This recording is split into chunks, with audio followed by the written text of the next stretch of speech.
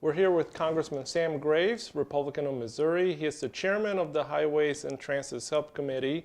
And Congressman Graves, thanks for speaking to Transport Topics. Absolutely. Everybody's talking about the infrastructure plan. Can you give us any insight on the timing? What are you hearing? Well, we're waiting on the administration to come up with their ideas and their framework or guidelines that they'd like to see done. We're probably going to see that right after the State of the Union or the first part of February, so we're coming right up on it. Could be next week, the week after. Is when we're looking forward to those ideas, and then we'll move pretty fast. At least in the House and the Senate, we'll move fairly quickly once we get their guidelines and their ideas.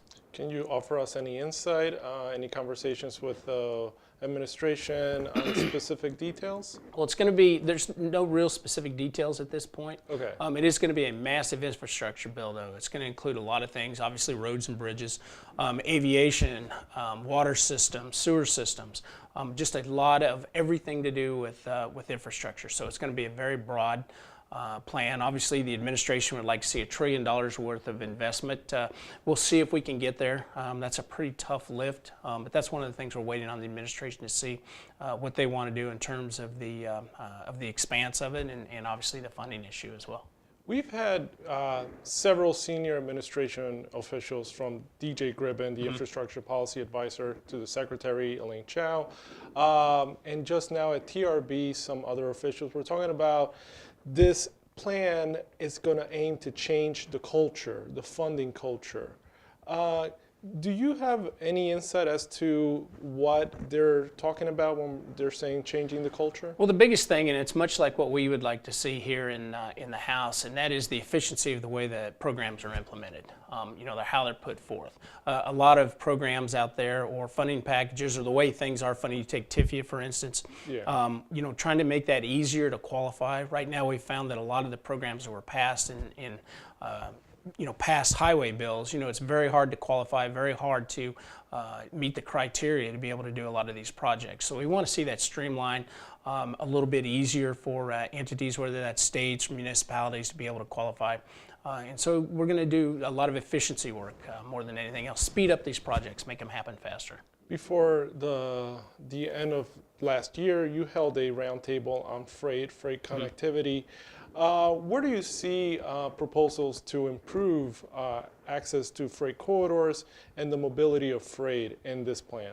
Well, as much as anything else, we're going to take a look at the existing programs out there and see how we can make them better.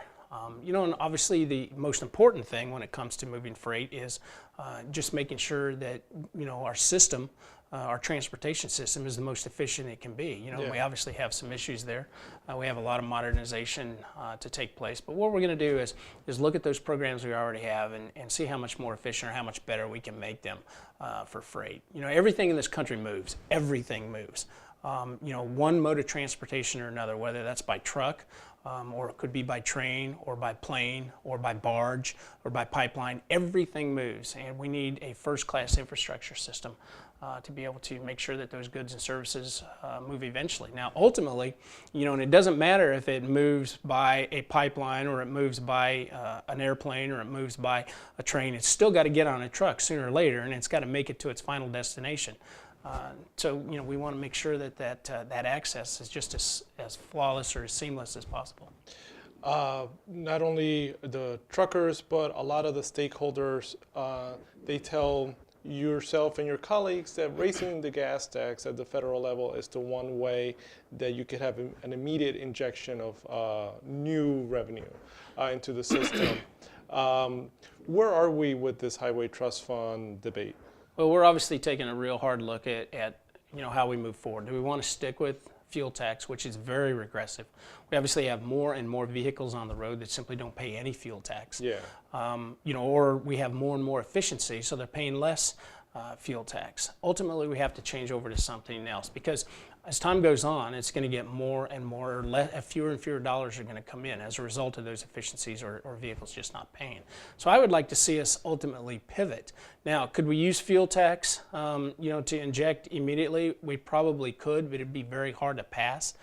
an increase in the fuel tax. I would much rather see us make a pivot towards something like, say, vehicle miles traveled, which we are studying in several states right now on how to implement that. It's a little easier in the commercial sector as opposed to the private sector, but ultimately I think we can get there in both arenas, or all the arenas that are out there. But I'd like to see us pivot at this point and be able to recover all of those dollars for individuals using using the roads, whether that is commercial or individuals. We want to be able to pay for those roads, and the individuals that are using them, they obviously need to be a part of that. So we have folks out there not paying anything for that use, and we need to recover those dollars. And what role do you see the private sector playing going forward as part of this plan, and when your committees start crafting a bill? Well, obviously the private sector is going to be important. We've been taking ideas and obviously having roundtables to try to get stakeholders' thoughts and ideas when it comes to moving that ball forward. How hard would it be to make a transition, for instance, from fuel tax to vehicle miles traveled? How hard would it be to to look at other alternatives, and for that matter too, how much are we losing? How much revenue are we losing from these efficiencies or from vehicles that simply aren't paying? So we're depending on the private sector, the stakeholders, for a lot of that input, and we've been doing that for the last year or so, and we're going to continue to do it until we come up with a solution. The chairman of the full committee, Congressman Bill Graves, Bill Shuster, announced that he's not going to seek re-election. Can you talk about, and he's going to dedicate this year to working on this plan. Can you talk about the conversations you've had with the chairman on this plan and advancing it this year? Oh, absolutely, and it's a priority of his, obviously, and I'm looking forward to working with him. It's a priority of mine as well. We want to see it happen next year.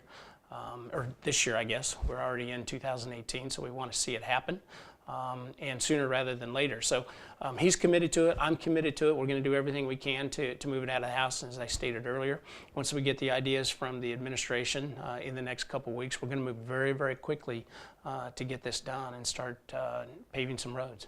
Should all the stakeholders, should they be optimistic that there's going to be a plan? I would be, yes. And I'm optimistic myself. I know the chairman is as well, and we're going to be putting all our resources towards it and obviously moving the ball forward. And Congressman, I asked you this the last time we sat down with Congressman Shuster, not going to be in the picture next year. Talk about who do you think should be the next chairman? Well, I'm working towards it. Okay. I am obviously going to put forth all of my ideas and thoughts, my seniority, obviously, and the things that I've done. I've done 3 highway bills now in my time here in Congress. And numerous WRDA bills and rail bills and all the things that have taken place. Former chairman of the Small Business Committee, and I'll hold out my accomplishments there or hold them up and make my case. But I'm actively seeking that and working towards it, and something that I would really like to do. Obviously, keeping the majority is vitally important to that process, at least on the Republican side, and so we have to do that first, and then we can turn our attention to the chairmanship. Sounds good. Thank you for joining us. Absolutely. We'll stay tuned on seeing who the next chairman is going to be, and thank you for tuning in at ttnews.com.